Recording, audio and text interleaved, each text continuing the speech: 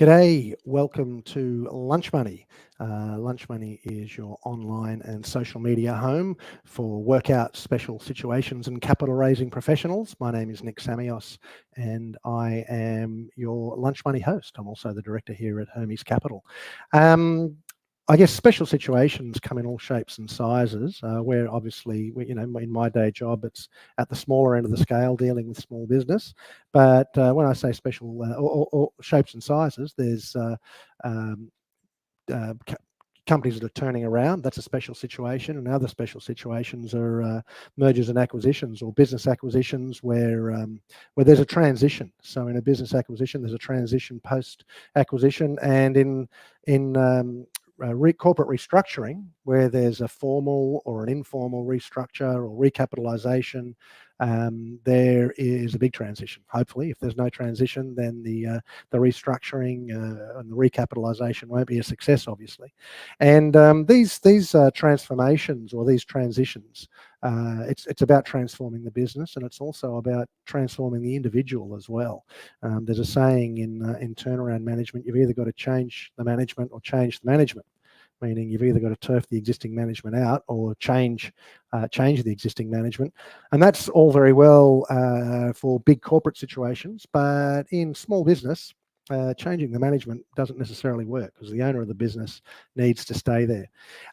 So over the last number of years, I have personally become addicted to obstacle course racing with the Spartan Race. I started my first Spartan Race in 2018. I was introduced to this crazy sport by my personal trainer at the time, and I've been an addict ever since, and I've managed to get a couple of my kids addicted to it as well. And it is absolutely a privilege for me to introduce my guest today, Russell Nelms. G'day, Russell. How are you doing? Good, Nick. Thank you very much. How are you? I'm very well indeed. Now, Russell is the CEO of Spartan Race Australia. He became the CEO 9 months ago.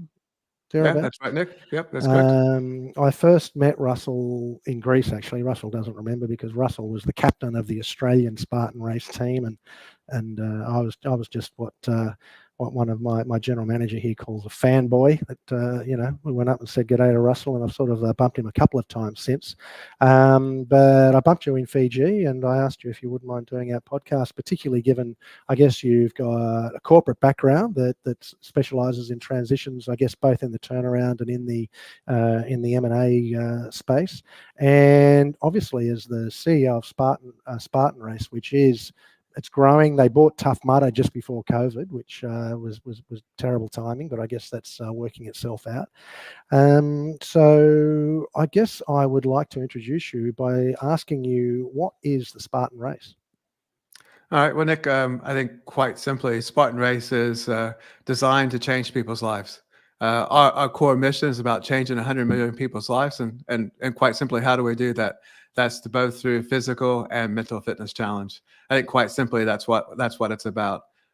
We have a myriad of race types. So everything from our sprint from 5K to our super, which is 10K, beast 21K, ultra, which is 50Ks. We also have an endurance element called our hurricane heat, which we offer 4-hour, 12-hour, and 24-hour hurricane heat. Our ambition, our vision is to change 100 million people's lives globally. That is incredible, because it is around the world, the Spartan Race. I mean, it's in Australia maybe 5 or 6 times, but in the USA, you could probably do a Spartan Race every weekend. You could probably do more than that if you're really keen. Yeah, that's correct. I would say all over the globe. There is multiple races every weekend across all of our portfolio, whether it's Spartan, DECA, Spartan Trail. We have many different aspects of our race types. Okay. So I guess, you said you wanted to transform 100 million lives, and I've certainly I've heard. I listened to Joe DeCenter. I mean, I've heard him a number of times. He's the founder of Spartan, and I know that he talks it very big as well. I mean, I got addicted. Like, it is addictive, and it does become a bit of a cult. And I say to people, no matter what your level of fitness, do the 5Ks, and I'll tell you what, you will be back, and it will change your life. There's no question about it. I found it personally transformative. You know, it keeps me honest, and you know, I get up in the morning because I know if I don't get up, I've got to put in order to get it out. You know, when I turn up at Picton. But it's also, I've got young adult kids. I've got an 18-year-old, a 22 going on 23, and a 25 going on 26, and we do these things together, and it's wonderful for the family. You know, it really is. I mean, how do you find that Spartan transforms lives? Well, first, I love to hear what you're saying, that you get the whole family involved. I'd say I have a very similar story, and I can give you a very direct, that I started in 2015, and I did exactly what you said. I started with a sprint race. There was a sprint race here in Sydney. We actually had one at ANZ Stadium, and I had a few friends that had said, let's try this thing called Spartan. Went out and did the stadium sprint race in Sydney, and found that it was just a fantastic challenge. I did an open race. For everyone that's listening today, we have both open and competitive, and about 80% of our racers are open. And we encourage people to get out in the open waves to actually help each other. So you can do it with teams, you can do it with family and friends. And I finished that first sprint, and using in your words, Nick, I was addicted. That year, I was adamant I was going to get my trifectas, which is trifecta is getting your sprint, your super, and your beast. So I was down in Melbourne to do a super and a beast, and then it went from there. And probably a similar story. Yeah. I have two young children at that time, much younger, of course. But I got my son and my daughter. Even my wife's been involved in Spartan. We've gone overseas to Hawaii. We've gone to the U.S., to Fiji, to Greece, where you said we met. My son's raced in Greece along with me. So it's fantastic. But through 2015, I moved up and started actually moving into competitive racing. And in 2018, actually found that I was doing quite well in the national series and qualified for the World Championship. And then that's where I actually became the captain for Team Australia. So been the captain since 2018. And to me, it's just something that has become part of my life. Every day, it's about training physically, but also the mental toughness that comes along with it as well. Yeah, I mean, look, well, it's interesting. Look, I've got a tiny little slideshow I want to show you here, and tell me what you think. Do you know? I don't know how long it is since how old your kids are, but you know, as I said, mine are sort of 18 and into the 20s. But I do remember when they were little, and I don't know if you remember you being told the way the kids crawling somehow helps them learn to read. Were you ever told that one? No, I haven't heard that. Okay, so anyway, listen, I just plugged it into ChatGPT, okay? And I said, go and search the obstacles on a Spartan race and see how they help people mentally and physically, okay? So crawling, you've got visual tracking, sensory integration, cognitive development. I thought that was a funny one. The bucket carry, mental grit and endurance. Rope climbing, mental focus, problem solving. I'll tell you what, it's a problem for me. So there's no doubt about that. I was always the unco at school. I was the last kid that would get picked on the team. You know, it'd be okay. Well, you can have Russell, and we'll take Samios and the kid with only one arm and no legs, sort of thing. Running, obviously, coordination, what have you. What else have we got? The monkey bar traverse, confidence. Which is good. I'd go with that. There's no doubt about that. And spear throwing, focus. Yeah. So I've personally found that these things you learn a lot. You learn about your body, and I think it does have some sort of brain effect. I agree. Yeah. No, I was going to say, and I think you've done more than one. You do the first one, I think you realize that you potentially might use more physical strength, and over time you realize that there's some techniques that you can learn on a lot of those obstacles that will make them easier. And I think there's a lot of things that you do in life that you can actually overcome the same challenges as if you learn different techniques. I'm sure it does something to the wiring of your brain. I don't know how else it manifests itself, but I really honestly believe that learning new physical skills does something to the wiring of your brain. Do you have any sort of, you've been doing this for a while. Do you have any sort of war stories or a classic incident that you've seen or participated in that sort of encapsulates the spirit of the Spartan community? Oh, I think there's probably a number of them that I can talk about, but I think the one that hits me every year is going to I'll call it the holy ground for Spartan, going to Sparta, Greece. The town itself is about 40,000 people. You have the parade of nations at the very beginning. And it doesn't matter if you're in an open race or you're in a competitive race. There's 10,000 people on the street for the finish line for every single race, from the very first racer to the last racer that comes across the finish line. And there is no better feeling than going down that street in Sparta, Greece, and having every single person just cheering you on. They don't know who you are, but they're No, actually just no. they're one. They're proud that you're there in Sparta. They're proud of what you're doing, and the feeling of exhilaration running down that street. There's just no better feeling. I have to agree with you. I thought it was absolutely amazing. I'm going back there again this year, and hopefully my son will be there. But there's the little kids, giving you the cups of water and high fiving you. Like you say, I mean, I'm nobody, believe me. I mean, it's all I can do not to come last. But you feel like an athlete. I mean, you are an athlete. I get to sort of con myself that I am at those occasions. Listen, what does a day in the life of the CEO of Spartan Australia look like? I mean, I know you've had senior corporate roles in the past. What's a day in the life like you for now? Well, I would say that every day is a little bit different. But it's like running a startup. I mean, you have to make sure that you're able to pivot to a number of different things that are happening. So it's managing a normal business. So I have a centralized office where I have a chief financial officer, a chief operating officer, a marketing team. But then I have my product lines. I have Spartan, I have DECA, Spartan Trail. And so we actually ensure that our central core team is able to support our product lines, and we have all the events. So it's making sure the events are ready. It's working with local councils, local governments, working and ensuring that we got the right locations for the races, then working with the team, making sure we've got the right funding in place, ensuring we've got the right team in place, we've got all the right safety measures, and getting the event set up. So it's not showing up to a Spartan race 3 days before the race and erecting the obstacles.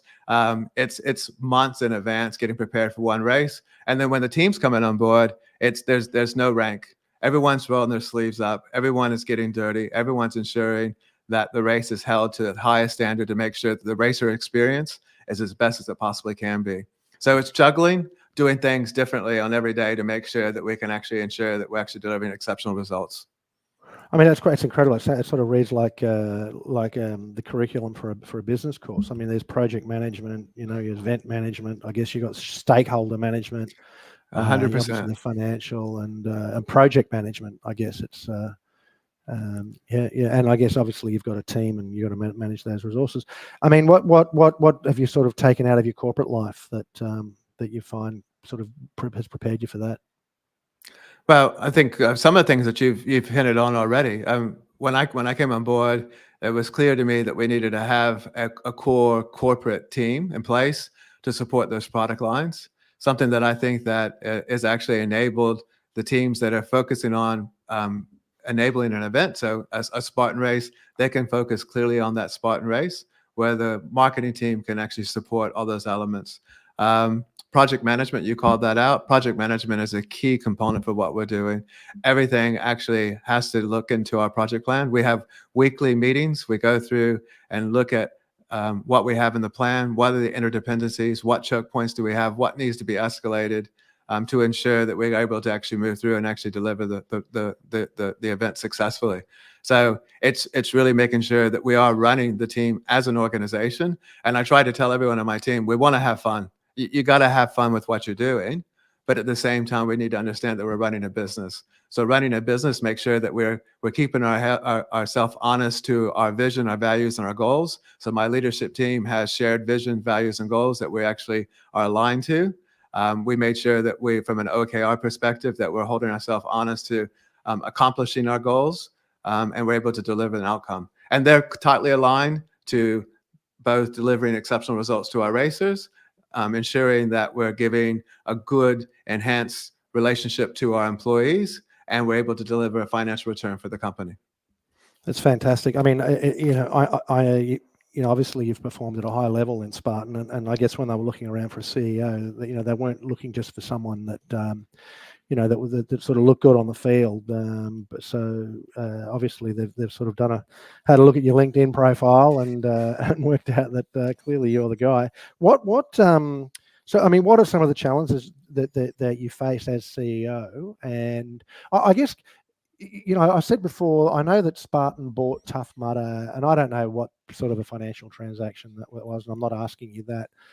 But obviously then COVID hit, and COVID was a disaster. I mean, I remember that we did the one up at Oberon, and I think that was it for Australia that year, and then there was one the next year. And so, for an event business, mind you, my personal theory is that Spartan races wouldn't have suffered from COVID anyway, but we won't we won't go there. But so I guess to some extent, has it been a bit of a turnaround exercise? And like I say, what are the challenges that you're facing, and what's your vision? Well, coming out of COVID, I would suggest that globally we've seen Spartan continue to excel.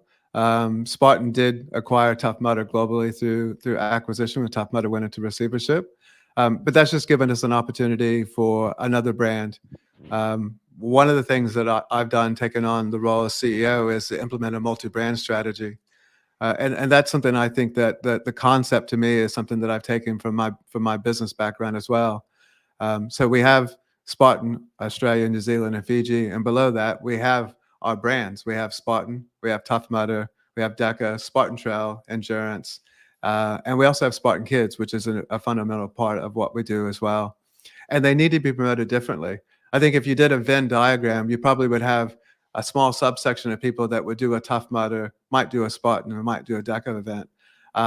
But what we found is that for people that are doing a Tough Mudder event, for Tough Mudder in Sydney, we might get, this last year we had almost 10,000 people attend the Tough Mudder in Sydney. And we tend to get corporate, team-based people. We still run the 5, 10, 15K race, but it's adult kids playing in mud, having a lot of fun. Right, and it's interesting because I do a bit of trail running as well. I call myself, I'm not a runner, but I do enter trail run events to train for Spartan. But there's a lot of people that trail, and these people are athletes themselves, as I'm sure you'd be aware, and they say to me, "Oh no, I'd never be crazy and do a Spartan." So there's a whole different market there. I know that you're now attacking the trail running market again, and there'd be some overlap there, but not necessarily. There would be a Venn diagram there, right? So I guess it's a matter of you go, well, what are we good at? You've obviously got a brand, you want to leverage that. You're good at organising events, so has that? I guess that's the sort of mentality. What can we do with these assets? So 100%. And if you think about our core brand is going to be Spartan, and that is, hence to the point of the name. But Spartan Trail, which we've just launched as a separate brand this year, has been focused on those trail runners. And we just had our first race just up at the Central Coast Trail Classic, which was an epic event. And it was designed for trail runners. Had single tracks, really outstanding views. Some of the trails would be very similar to up in the Blue Mountains, down into the beach. Those events, the racers are looking for just that, really epic single track trails, great views, good challenge, and finish the race. They're not looking for a festival atmosphere at the end of the race, where the Spartan race scene, our participants are looking for that challenge. They're looking for the obstacles. They're looking for the mixture of running. They're looking for that mental and physical push that they're going to go through in the race. And then, as you're very well aware, Nick, then we have that festival area. And we really encourage the participants not just to finish the race and to head off. We want them to be there to encourage everyone else that's there at the race to be there in the festival area. We've got vendors and merchants there. We've got a DJ. We want people to actually enjoy the day. And that's what we get. We get people there from 6 a.m. to 6 p.m. They've done their race. They're encouraging everyone else. They stay there through the award ceremony. And it's a fantastic community. And what you end up having is you have friends that become friends in Spartan. They may associate on social media, but you see them gathering in groups of people when they come to a Spartan race. They haven't seen each other since the last race. So you'll see people at Picton that hasn't seen anybody since Bright, and they come together again and give each other hugs, saying it's so great to see you. And I think it's just a fantastic thing. There's no doubt about it. I mean, there's a lady, I don't know what her name is, but as soon as I say it, I'm sure you know who I'm talking about. She's got purple hair, and we call her Maple Syrup Girl, because she was doing that ultra, which is a 50K race, and at the halfway break, she was guzzling the maple syrup. And I thought there must be some special. I thought maybe there's electrolytes in the maple. I asked her at the end of the event, what is it about the maple syrup? She said, "Oh, it's full of sugar." So it was as simple as that. But I've seen her, at multiple events. There's another guy who's a tad older than me, David something or other. Can't remember his last name, but he encouraged me to do the longer events. He said, "Listen, mate, if all you do is walk it, just walk it and finish it." And so there's no doubt, there's no doubt about that. Tell me, as the CEO, I mean, you've got, it's a business, obviously. I mean, you've come in there and it's a business, and you're talking about, as we said, all of those business disciplines that you see on the brochure for an MBA. But at the same time, there is an ethos to the Spartan brand. I wonder if it's almost like managing Harley Davidson or something, where you've got this brand that's got an emotional connection. I mean, how do you balance, the aspects of running a business with having something with such an emotional connection as Spartan? Well, for the staff, you want to fuel the emotion. You want to make sure that they feel that passion and enthusiasm behind the brand, and that they know that we are there to change 100 million lives. I think that to me, if we set that layer for our staff, then that's going to then transcend to the racer experience. If the racer experience is exceptional, then over a period of time, what we're going to see is a step increase in the financial return for the company. And we measure that through a couple of ways. I mean, some of the simple pieces are going to be just ticket sales. So what are our ticket sales, and are we actually hitting the right projected numbers that we're looking for? But we also, just like other companies, we actually do an NPS survey. So we do an NPS survey for our racers, and we feed that back to our employees, and that's something that we're measured against. So we measure ourselves against our NPS score survey. We also do a pulse survey internally within the team. I'm really proud to say that for Bright, which is our first race that we had this year in February, we actually scored a 77 on our NPS score, and it was not only the highest NPS score in Australia, it was the highest NPS score globally for Spartan.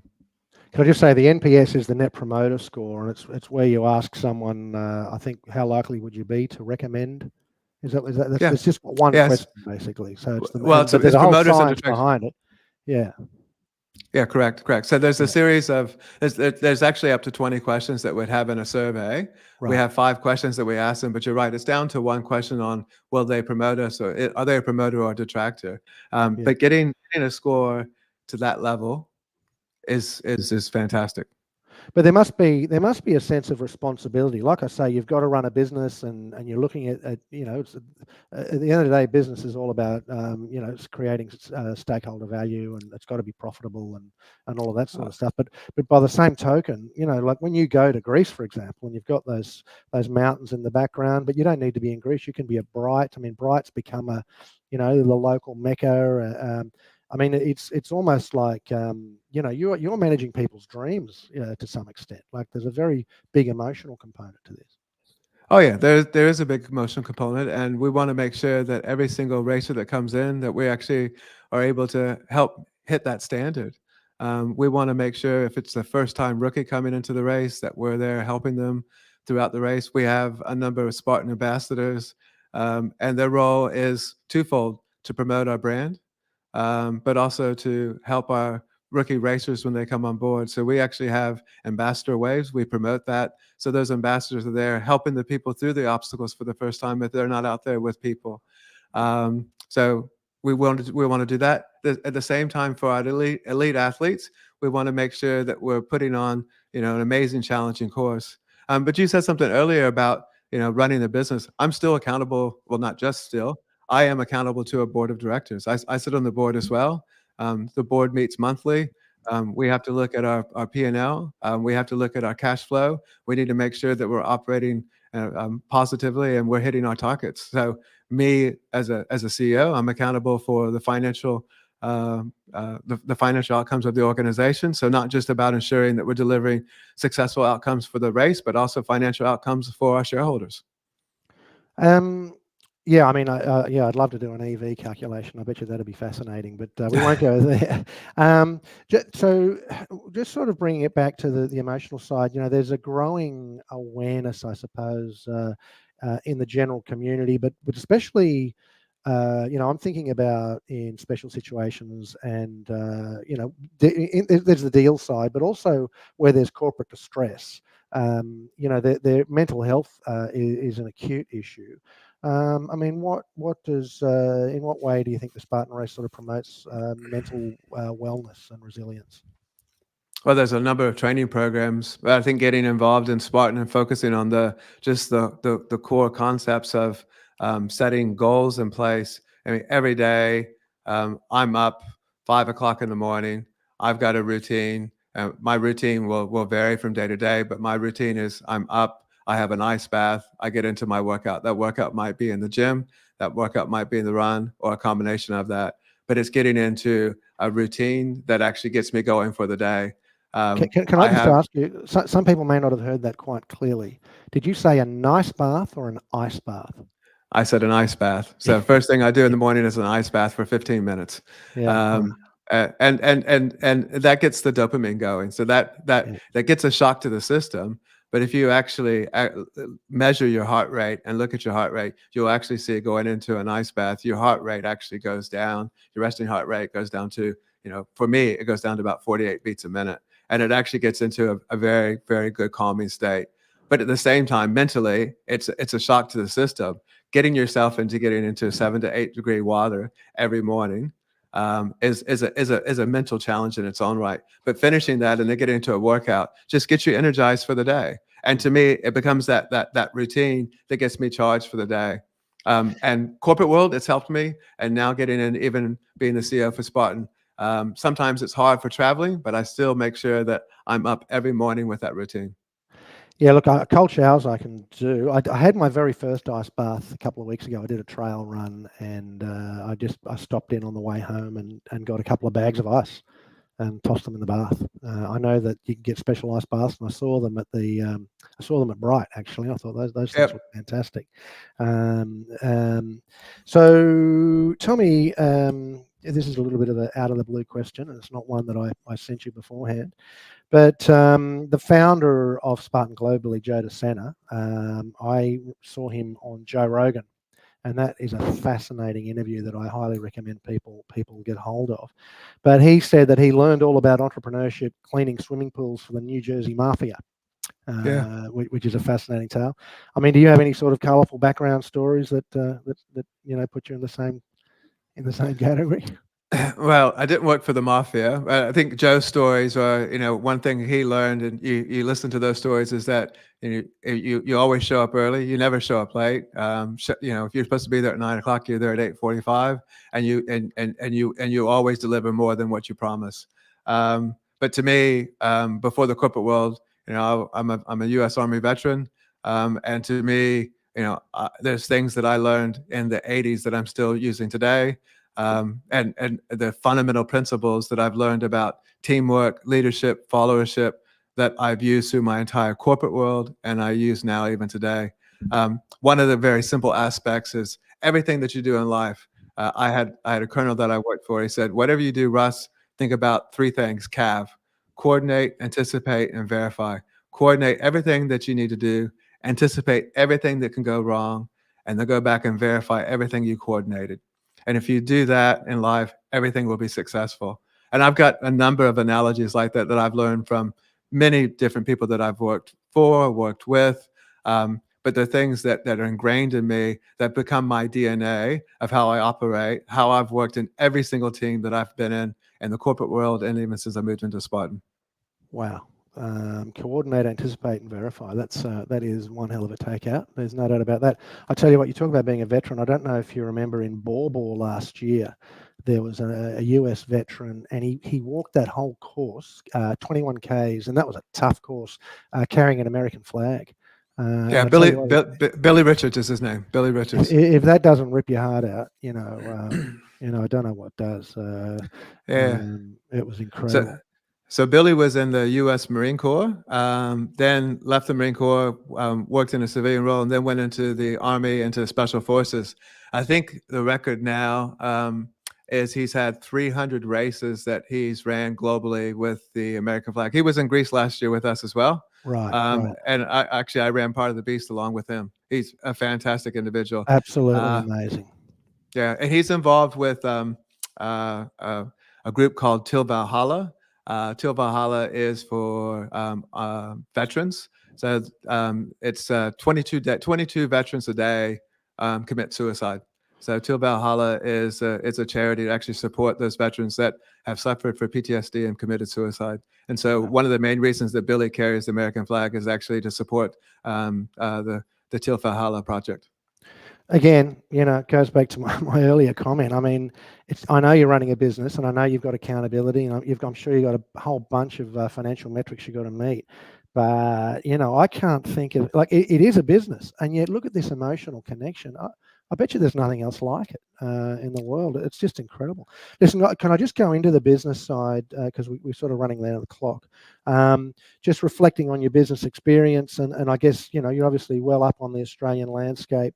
What do you think the biggest challenges are for people trying to transform their business in today's climate? Particularly obviously post M&A and in turnaround scenarios. What are the biggest challenges you think? I think the biggest challenges is about making sure you got the team focused on what the long-term vision of the organization is, and be able to chunk that down. It's really easy to be able to sit down and say, this is the mission of what we're going to do for an organization, but able to translate that into objective and key results down to individual team level, and physically making sure that you're measuring it, hardcore measurements. We talk about it. We say OKRs. We can say that we're trying to put smart objectives for our teams, but it's got to start from the top. If it's not done and it's not measured, it will not be done. It will not be done.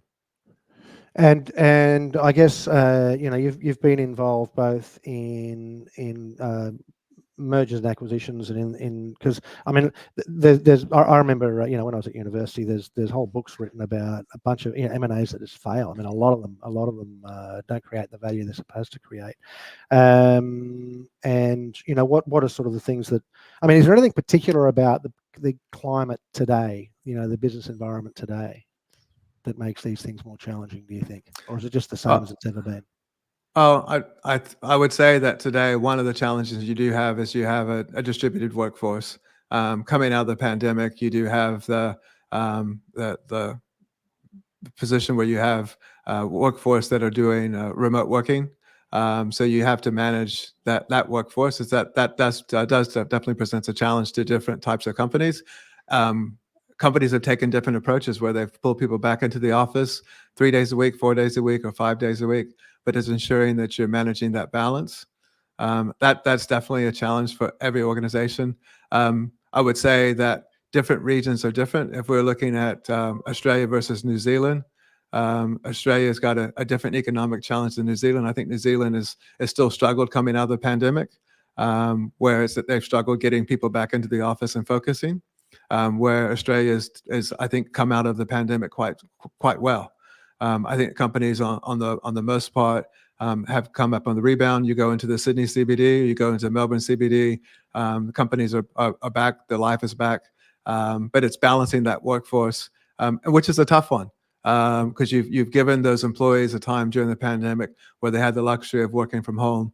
But now it's a balance of getting them into work and making sure they understand the collaboration and what they can get out from working there. And what about younger generations? I mean, look, I'm sort of in my 60th year, and I hired a guy and no socks, for example, and I thought, what the hell? But then we went to a meeting with other people his age, and these people are corporate high flyers, and these guys in their early 30s, none of them are wearing socks. Now, obviously, that's a bit of an extreme example, but there is a different mindset. I mean, how do you sort of deal with that challenge? Well, with our team, we have people from 18 years old up to my age, which I'm pushing 60 myself. I think it's you've got to manage the company as a, you have a large demographic of people, and you respect people from all different walks of life. Doesn't matter about their age or anything else. You have to respect where they're at. Well, I've got to say, when it comes to young people, I guess if I had a CV across my desk and they put in there that they run Spartan races, that would certainly go to the top of the pile. And I'd say that more than, I mean, I think it does speak to something. Look, I've taken a lot of your time. Sort of any sort of closing thoughts or comments? Well, first, I'd like to thank you, Nick, for having me on today. It's been fantastic. And look, I'd like to encourage everyone that's listening today to come out and join us for a Spartan race. Would love to have you out there. Spartan Race, a DECA event, a trail race. We have our first DECA event down in Melbourne next weekend, the Fitness Expo. We'll have about 20,000 people at the Fitness Expo. We've got our next Spartan race here in Sydney, just out in Picton. The end of this month. If you haven't signed up yet, you can go onto our website and find the races. Come out, give it a go. I guarantee you, as Nick said at the very beginning, you come out, you'll be addicted. You'll love it. And I just noticed yesterday something popped into my inbox. You've got your own podcast as well. Yeah, we do have a podcast called Spartan Down Under. So we do have our own podcast as well. It's a fortnightly podcast. We have people from all walks of life. We have athletes, entrepreneurs, sports psychiatrists, psychologists on the episode. And the intent there is it's also about changing lives, giving people different perspectives of other people's views and the challenges that they've gone through and also things they've accomplished. All right. Well, look, I'll put links both into that podcast and also to the Spartan website when we sort of upload this onto the socials. So, Russell Nelms, it's absolutely been a privilege and an honour to have you on. Thank you very much. Thank you so much, Nick. Have a great day. Cheers.